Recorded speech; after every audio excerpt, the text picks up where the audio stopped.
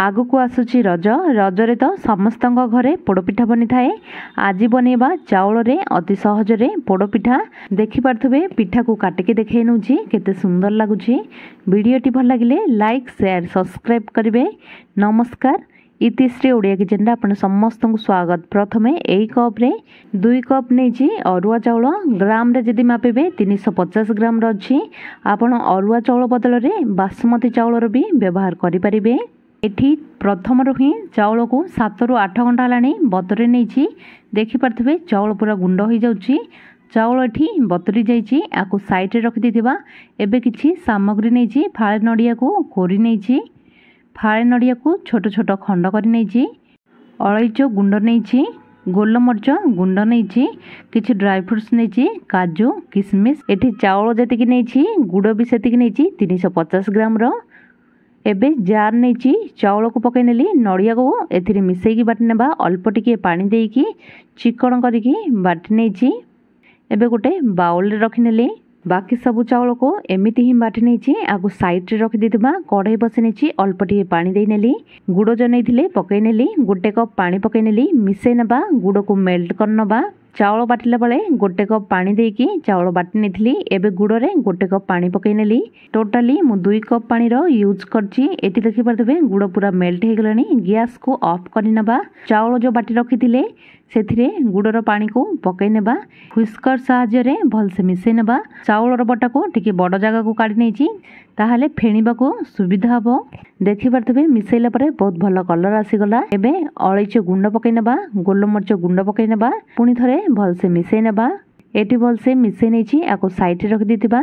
Fry pan बसे नेची घी पकई नेबा गोटे चामच। घी को मेल्ट हेबा को दबा। एटी घी मेल्ट हे गलानी।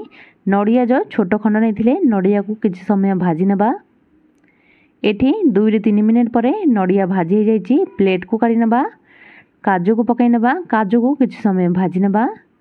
एठी काजूर कलर चेंज हो गलानी। काजू भाजी हो गलानी। प्लेट को काढी नेबा। किशमिश पकई नेबा। एबे किशमिश को भी टिके समय पई भाजी नेबा।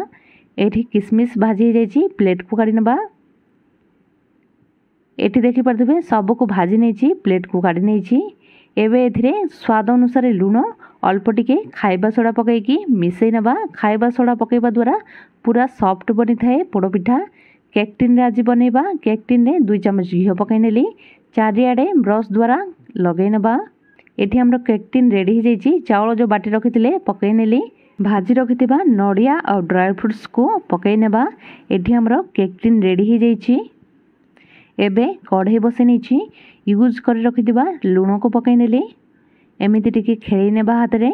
स्टैंड को रखि नेबा। ता ऊपरे केक टिन को धीरे करके रखि नेबा।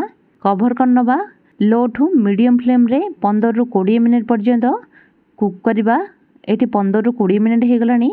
छुरी साहाय्य रे चेक कर नबा। देखि परतबे छुरी पूरा सुखिला बाहरची। एठी हमरो पोड़पिठा रेडी हो जाइची। ठंडा करिकी देखै नउची। देखि परतबे एठी पूरा ठंडा हो जाइची। पाचुला साहाय्य रे हो कि छुरी साहाय्य रे हो ता चारि साइड को एमिति टिके टिके बाहर कर नबा। एबे देखि परथबे प्लेट को काढी नेची पिठा को केते सुंदर कलर आछि। पूरा सॉफ्ट बनिछि। ता ऊपर भाग भी देखि परथबे केते सुंदर लागुछि। एबे पिठा को काटी नबा। आपण भी रजरे एमिति पिठा निश्चित बनंतु। आजर वीडियो टी केमिति लागिला कमेंट द्वारा निश्चित जनइबे। आजर वीडियो टी जदि भल लागिथिबो ताहले लाइक शेयर सब्सक्राइब करिवे। पुणी देखा बा गोटे नुआ वीडियो रे। रहुछि धन्यवाद।